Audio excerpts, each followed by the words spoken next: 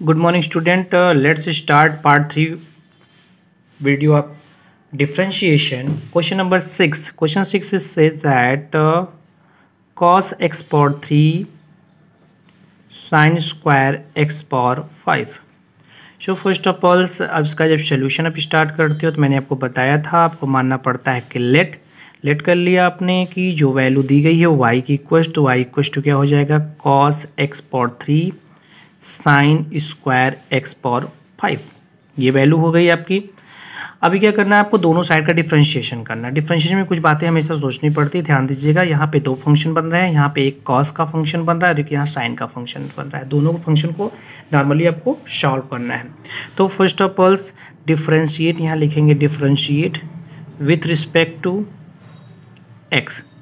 तो x के respect में अगर इसको डिफरेंशिएट कर रहे हो तो y का डिफरेंशिएशन क्या होता है dy बाई डी एक्स हो जाता है इक्वल टू, अगर यहाँ आप देखोगे पहला टर्म है क्या cos x पावर 3, तो यहाँ कहेंगे फर्स्ट फंक्शन, देखिए पहला फंक्शन मैंने उतार लिया, डिफरेंशिएशन ऑफ सेकंड फंक्शन मतलब ये आपको हो जाएगा साइन स्क्वायर एक्स की पावर 5, इसका सेकंड फंक्शन आपने कह दिया। फिर आप कहेंगे प्लस सेकंड फंक्शन मतलब आप लिखोगे साइन स्क्वायर एक्स की power 5, second function differentiation of first function में आप पूरी वैल्यू रखेंगे cos x की पावर 3, ये वैल्यू हो गई सेकंड फंक्शन की।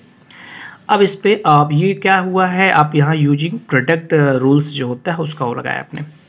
तो जब ये सोल्यूशन यहाँ करेंगे तो dy बाई डी एक्स आपका यहाँ पे हो गया इक्वल टू, ये पहला टर्म आपने पूरा उतार लिया cos x पावर 3 हो गया, dy बाई डी एक्स आप साइन स्क्वायर एक्स पावर 5 करोगे तो थोड़ा सा ध्यान दीजिएगा, चेन रूल है यहाँ पे। चेन रूल कैसे लगेगा पहले उसको मैं आपको हल्का सा हिंट करता हूँ। ध्यान दीजिएगा, ये जो वैल्यू लिखी हुई है मैं इस वैल्यू को यहाँ पे आपके सामने रिप्रेजेंट कर रहा हूँ। ये वैल्यू कुछ ऐसे लिखी जा सकती है कि होल स्क्वायर हो जाएगा इसका। और इसमें क्या करना पड़ेगा, पहले आप साइन एक्स पावर 5 है तो पहले आप क्या करो, ये जो इस पूरी वैल्यू को अपने दिमाग में माइंड में टी मान लो, ये टी तो टी का स्क्वायर हो गया।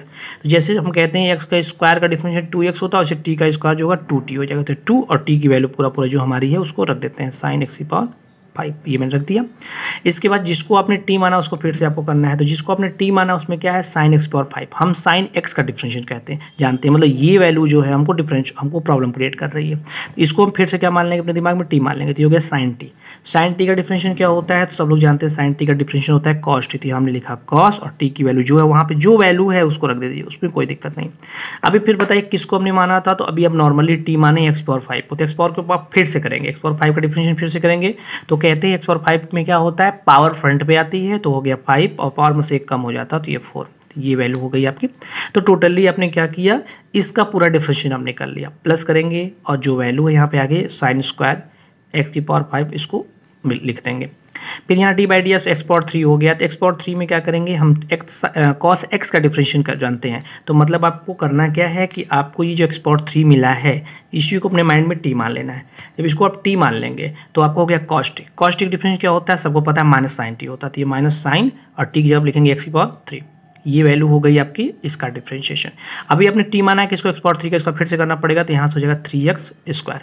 फाइनली आपका पूरा सोल्यूशन हो चुका है, इसको स्टेप वाइज इसको अरेंज करना है। चलिए अरेंज करते हैं। तो यहाँ मिलेगा आपको cos x की पावर 3, ये 2 आगे लिख लेते हैं, यहाँ ये हो जाएगा साइन। अब आप देखिएगा यहाँ साइन x की पावर 5 था और ये 5 है, चलिए ठीक है एक बार लिखते हैं साइन x की पावर 5 cos x की पावर 5। अब देखिए साइन एक्स की पावर 5 यहाँ हो गया, कॉस की एक्स की पावर 5 हो गया, ये दोनों वैल्यू आ गई, साइन में एक्स पावर 5 हो गया, कॉस में एक्स पावर 5 हो गया, ठीक है इसको लिख देते हैं। फिर ये वैल्यू यहाँ क्या आ गई 5x पावर 4, इसको मैं आगे लिख लेना चाहिए था यहाँ पे। तो चलिए नेक्स्ट लाइन में लिखेंगे 5x पावर 4 हो गया, प्लस इसको अरेंज करते हैं। तो जब अरेंज करेंगे तो ये देखिए निगेटिव भी है 3x, इसको आगे लिख लेते हैं, तो माइनस 3x स्क्वायर आगे कर लिया मैंने, ठीक है। और बाकी जो वैल्यू हमारी है उसको मेंशन कर लेते हैं साइन स्क्वायर एक्स की power 5, sine square x power 5 और ये क्या बचा साइन एक्स पावर 3, क्योंकि इसका जो निगेटिव साइन है मैंने आगे ले लिया है। अब इसको अरेंज करते हैं नॉर्मली, तो देखिए यहाँ पे क्या होगा 5 2 या 10 हो जाएगा, एक्स पावर 4 हो जाएगा, तो इसको हमने लिखा 10 एक्स की पावर 4, ठीक है। इसके बाद हमने क्या किया, यहाँ पे ये लिखा है हमारा साइन एक्स की पावर 5 और ये कॉस एक्स की पावर 5, इसको हमने दोनों को पूरा लिख लिया। फिर क्या बचा, फिर हमारा ये कॉस वाला फंक्शन बना है, ये हो जाएगा कॉस एक्स की पावर 3, मैंने इसको भी अरेंज कर लिया, माइनस इस वैल्यू में क्या हो जाएगा 3x स्क्वायर, यहाँ पे आपको जो मिला वो लिख लीजिए, तो हो जाएगा साइन एक्स की पावर 3 मिला ये वाला, फिर इसको लिख लेते हैं, तो हो गया साइन स्क्वायर एक्स की पावर 5। तो ये हमारा सोल्यूशन हो गया इस क्वेश्चन का। तो आपने क्या देखा, थोड़ा सा क्वेश्चन लंबा जरूर था लेकिन इजी था। चेन रूल में क्वेश्चंस ऐसे ही लगते हैं। ओके, क्वेश्चन 7 आपके सामने है 2√cot x स्क्वायर। तो इसका सोल्यूशन कैसे होगा, देखिए जैसे पिछले क्वेश्चन की तरह हम क्या करेंगे, इसके सोल्यूशन में मान लेते हैं लेट करेंगे, let y equals to 2√cot x square. ये वैल्यू आपकी क्लियर हो गई है। इसके आगे क्या करना है, आपको नॉर्मली क्वेश्चन सोल्यूशन करना है, और सोल्यूशन करने के लिए देखिए क्या करना पड़ेगा, दोनों साइड का डिफरेंशिएशन करेंगे तो हो जाएगा dy/dx। ये हो गया आपका y का डिफरेंशिएशन। आगे क्या करना है, आगे इसका जो सोल्यूशन करना है तो इसमें कुछ चीज़ें चैन रूल के अकॉर्डिंग चलनी ही है। तो आपको क्या करना है कि जैसे ये वैल्यू देखिए है 2, और इस अंडर रूट के अंदर जो पूरी वैल्यू 2 को तो छोड़ दीजिए, जो अंडर रूट में पूरी वैल्यू है वो क्या हो जाएगी, वो वैल्यू आप जानते हो अंडर रूट एक्स का मैंने फार्मूले के तौर बताया, तो 1/2√x होता है, तो 2 रूट ये पूरी वैल्यू जो होगी लिख दी जाएगी, तो cot x स्क्वायर हो गया, ये वैल्यू हो गई। और फिर जो अंदर आपने लिखा उसका फिर से करना पड़ेगा, तो आपको cot x स्क्वायर का फिर से डिफरेंशिएशन करना पड़ेगा। तो cot ये x स्क्वायर को फिर से t मान लीजिए, तो cot t का डिफरेंशिएशन क्या होता है, तो cot t का डिफरेंशिएशन सबको पता है कि माइनस cosec स्क्वायर होता है, तो ये हो गया माइनस, यहाँ हो गया cosec स्क्वायर, और जो वैल्यू इसको रख दिया, और जिसको आपने t माना भी किसको क्या था, x स्क्वायर था, x स्क्वायर फिर से करेंगे तो आएगा 2x।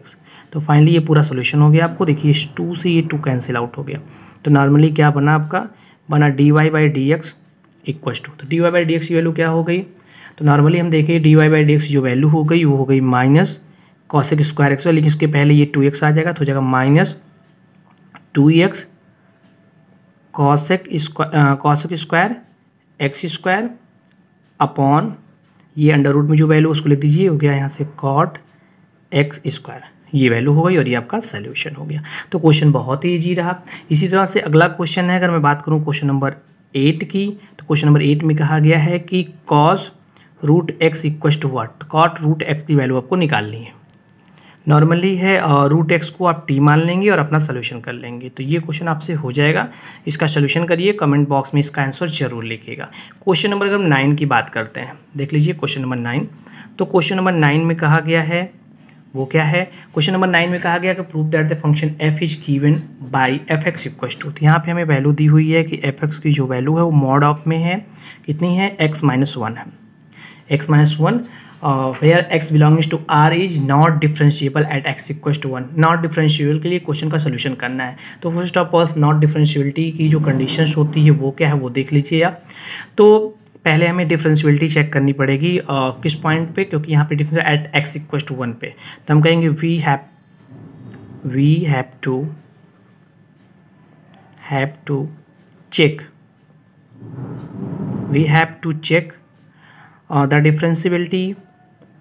the differentiability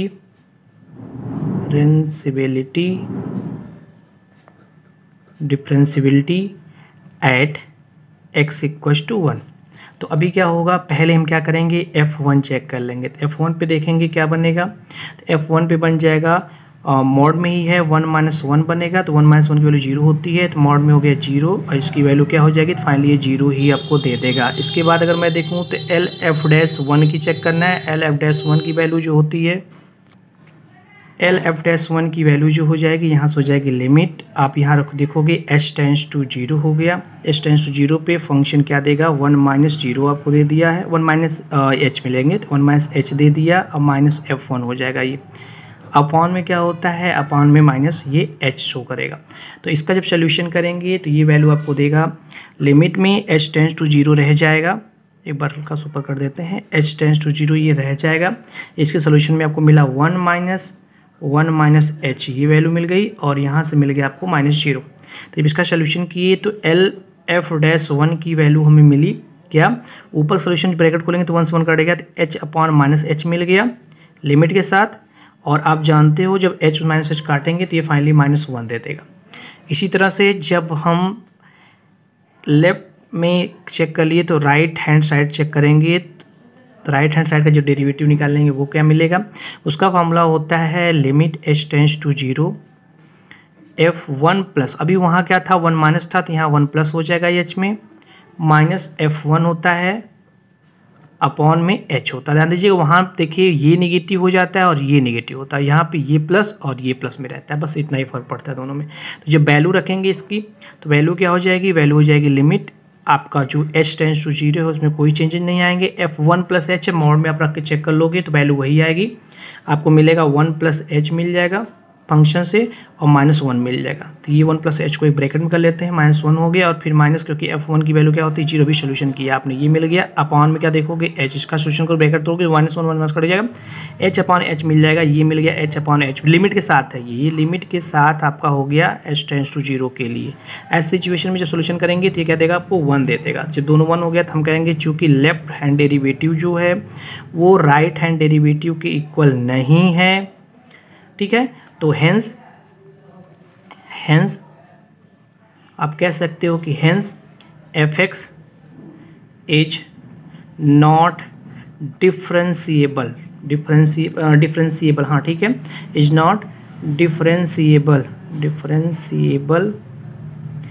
eight x equals to 1, x equals to 1 पर डिफरेंशिएबल नहीं होगा। ये क्वेश्चन आपका हो गया। आगे क्वेश्चन नंबर 10th भी इसी टाइप का है, उसको सॉल्व करने की कोशिश करिएगा। अगर नहीं होता तो कमेंट बॉक्स में इसका आंसर इसके बारे में ज़रूर लिखिएगा, तो उसका सलूशन हम आगे की वीडियो में आपको शो करेंगे। और अगर आपसे जो ये क्वेश्चन हो जाता है तो हम अगली एक्सरसाइज 5.3 का सलूशन आपको नेक्स्ट वीडियो में देंगे। Have a nice day, thank you.